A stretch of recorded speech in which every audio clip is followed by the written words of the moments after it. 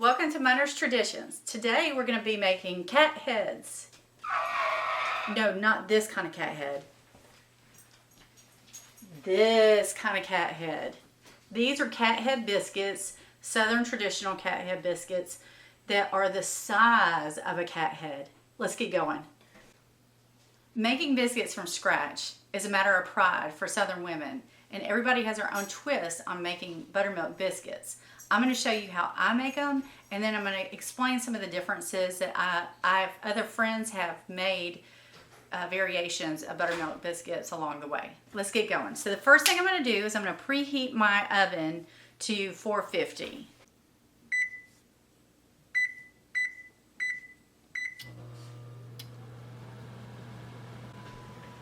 Now we're going to measure 2 cups of self-rising flour.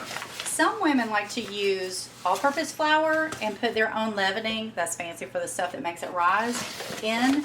But I have not had as much success doing it that way. So I've got 2 cups of self-rising flour. And then I'm going to put another cup of flour over here because you're going to need it for your board and your hands as you make the actual biscuits. All right, and then the old timers always sifted their flour to get all the lumps out. But my girl Martha Stewart back in the day told me that whisking it does the same trick. So I'm just going to whisk it, make sure all the lumps are out and that it's all very fine. And then the next thing I'm going to do is I'm going to put in shortening. Some people like to put in butter. Some people like to put in lard. I have had better luck with shortening because it stays stiff. I would love to put butter in my buttermilk biscuits, but it doesn't stay stiff enough to make biscuits. So this is a half a cup of shortening, and I'm just going to drop it in there. And I have this contraption, and it's called a pastry cutter, I think.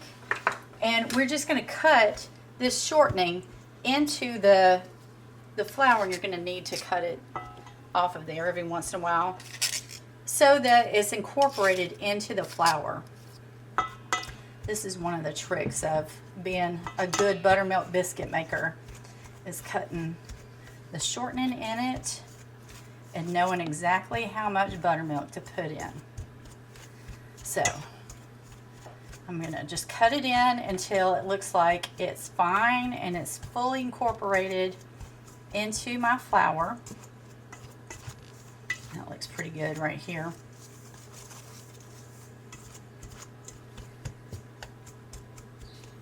And then I'm going to put in 3/4 of a cup, which is not quite half of this. 3/4 of a cup of full fat buttermilk.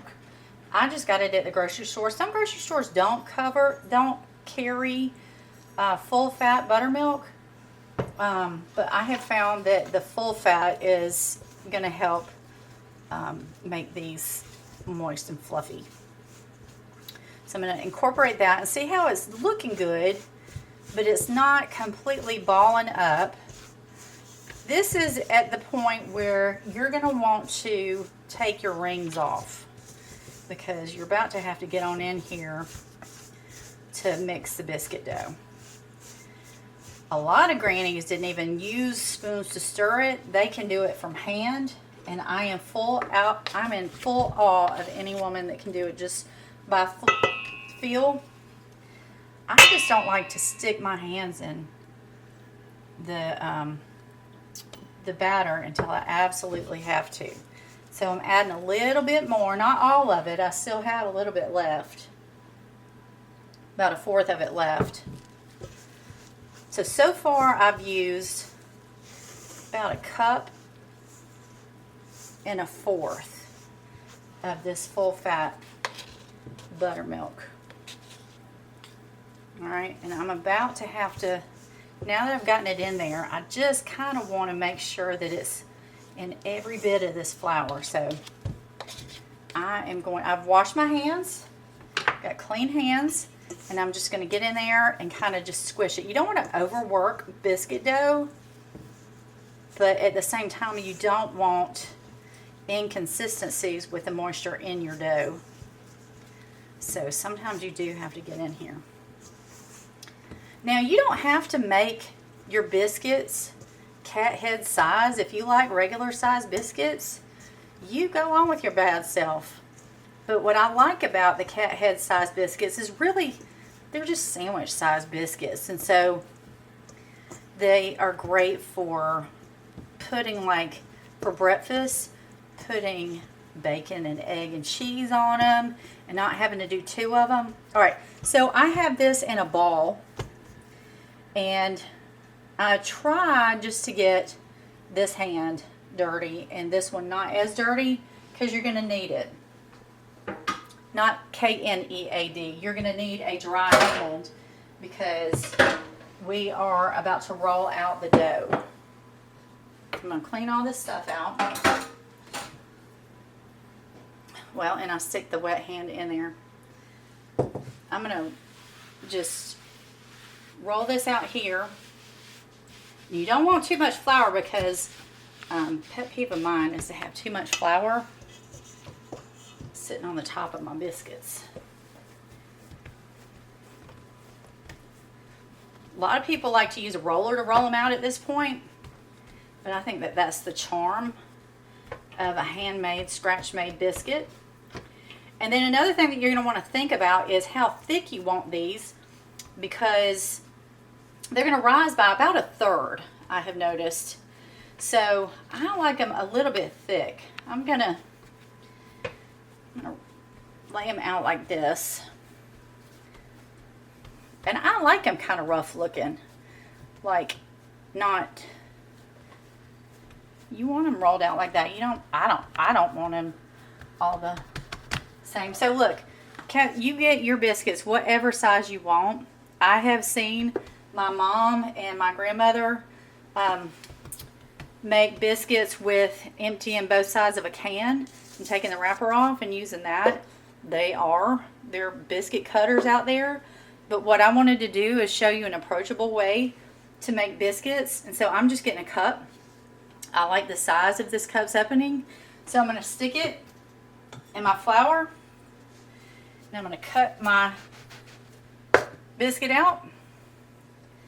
And I'm going to put it on I've already sprayed this with cooking spray. And I'm going to sit it on my cookie sheet. A variation, the old timers like to put these in black skillets. I wanted this to be something that just anybody could do. Not just anybody has a black skillet, so a cooking skillet. So I wanted to do it on a baking sheet. But here's one of the tricks to make them rise real good, is to put them right next to each other, okay? That way they'll rise together.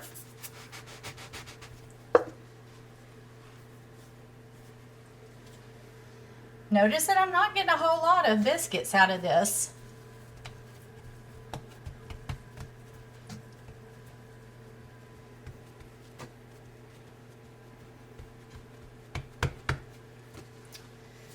Do some more.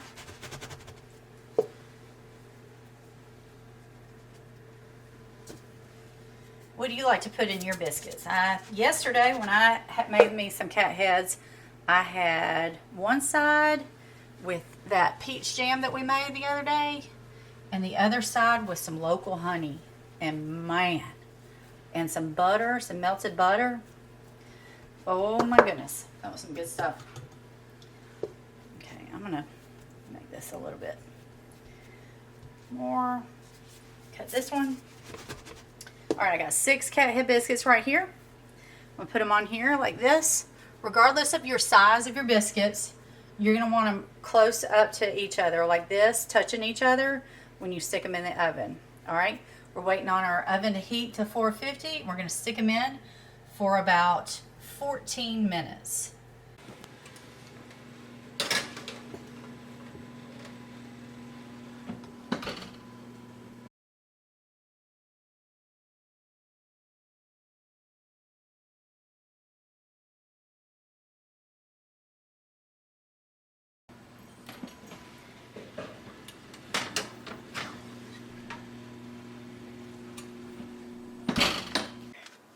Y'all, look at these. These are gorgeous. The first thing you do after you take these out of the oven is that you're going to flip them over. See how they're already starting to get a little bit of a dark spot right there? You want to flip them over so that they are no longer cooking on that side, and let them cool for about 5 minutes. Once you do that, it is ready to eat.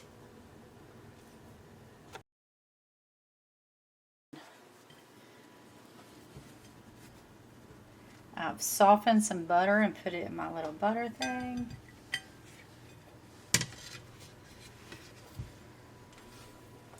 Put some butter on here.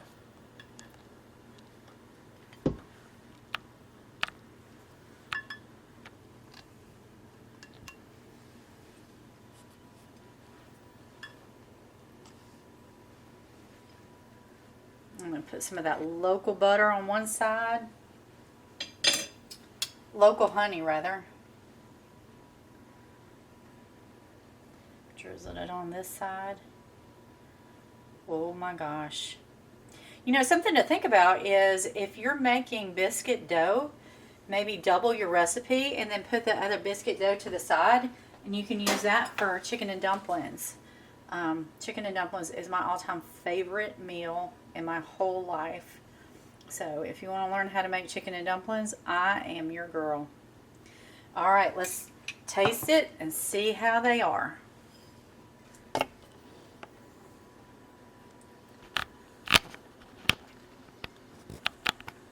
my God. I get to keep my Southern card today. These are delicious. And that peach jam, it's really good. All right. Thank you so much for joining us on Mother's Traditions. Every Southern woman. We're going. Every Southern woman. Every Southern woman has their own. This is why I should not go off script. Everybody has their own twist on how to make buttermilk biscuits.